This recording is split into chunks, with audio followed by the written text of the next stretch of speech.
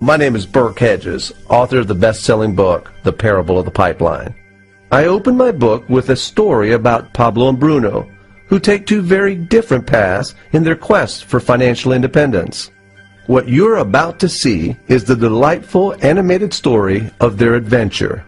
So, sit back, relax, and enjoy the life-changing lessons in The Parable of the Pipeline.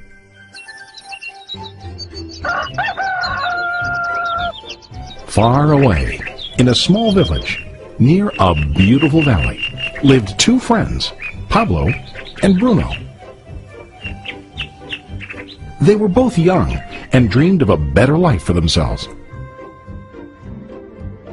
They'd often discuss their dreams about how they would become the most successful men in the village. They weren't afraid of hard work, and they searched for opportunities to help realize their goals and achieve their dreams. One day, an opportunity presented itself.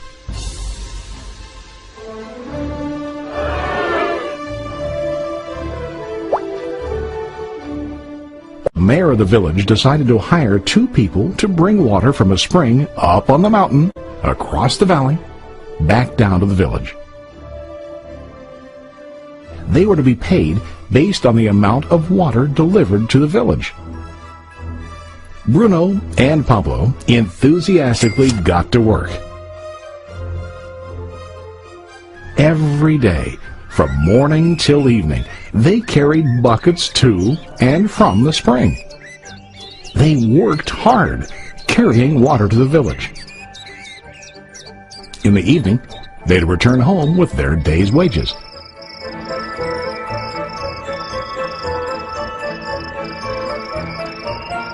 Bruno was satisfied with his work and the money he earned.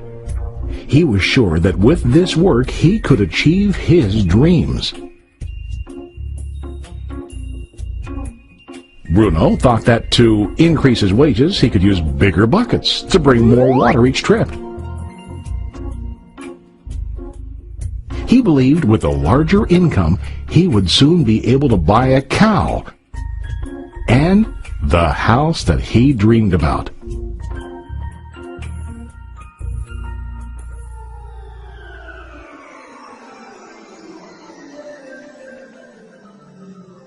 Now Pablo was not satisfied. At the end of the day, his back and hands ached, and he was exhausted. He was looking for an easier way to earn more. One day an idea occurred to Pablo. He imagined building a pipeline to deliver the water from the mountain spring to the village. With this pipeline, he could get more water to the village without carrying buckets back and forth from the spring to the village. Soon, he got very excited about his idea and began to plan. Pablo, of course, shared his idea with his friend Bruno and asked him to join with him to work on and help build the pipeline. Bruno thought the idea was crazy. All Bruno could think about was what his money could buy today and how to get it quicker. He felt that building a pipeline would slow him down and delay him in achieving his goals. Instead, Bruno got bigger buckets and went more often back and forth, fetching water. He was sure that with this method, he could make more money. Pablo decided to build the pipeline on his own. He understood that it would not be easy to build, and it would take time to complete the pipeline. Pablo knew that it could take several years to finish, but he set his mind on his goal. Every day he worked and carried water like before. But on weekends and during his spare time, he worked hard to dig in the rocky soil and build his pipeline. In the first month, there was little to show for his work.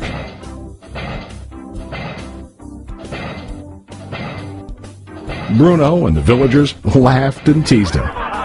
They called him Pablo the Pipeline Man. During this time, Bruno's income doubled. He already bought a cow and a bigger house. His lifestyle changed.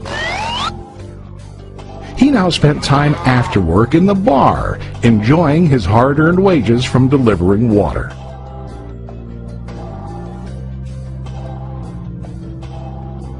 What Bruno didn't realize was that his body was starting to stoop from carrying heavy buckets every day.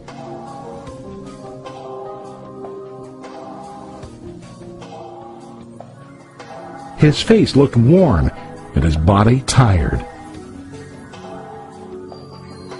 Soon, he began to carry less and less water due to the wear and tear on his body.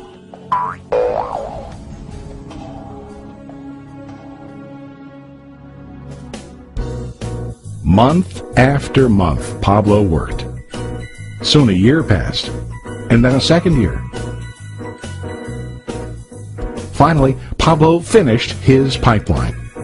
He now used his pipeline to deliver water to the village instead of carrying buckets. Pablo was now earning more money than ever before. The water continued flowing to the village, while Pablo wasn't working. While he slept and ate, the water flowed. Pablo was happy and proud of his insight, persistence, and hard work. Now his income flowed as long as the water flowed through his pipeline.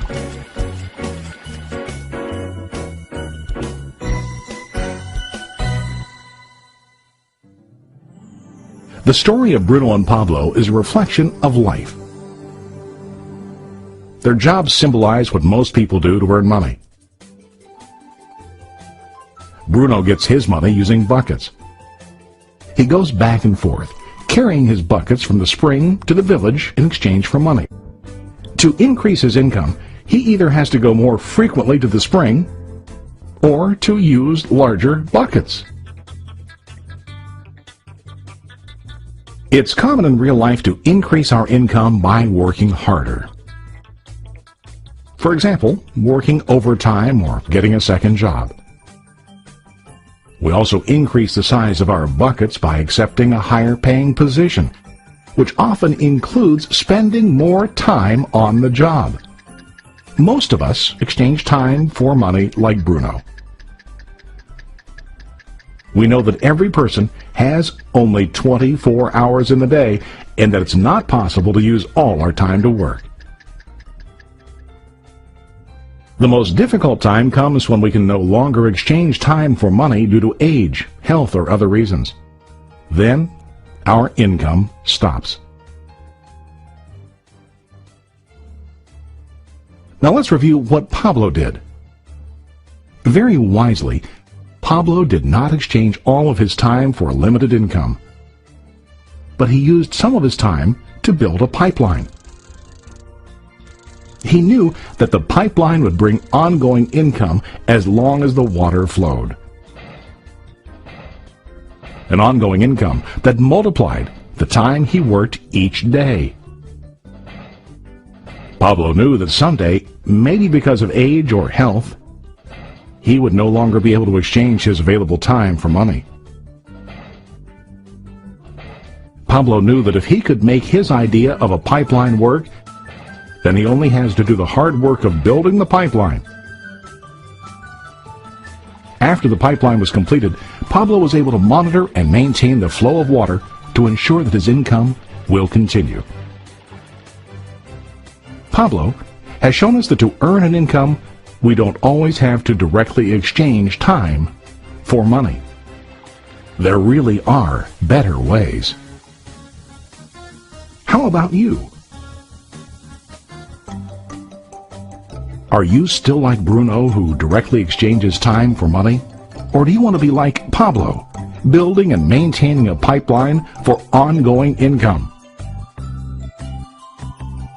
If you are interested in the idea of building your own pipeline, contact the person who lent you this presentation. You can start building your pipeline today.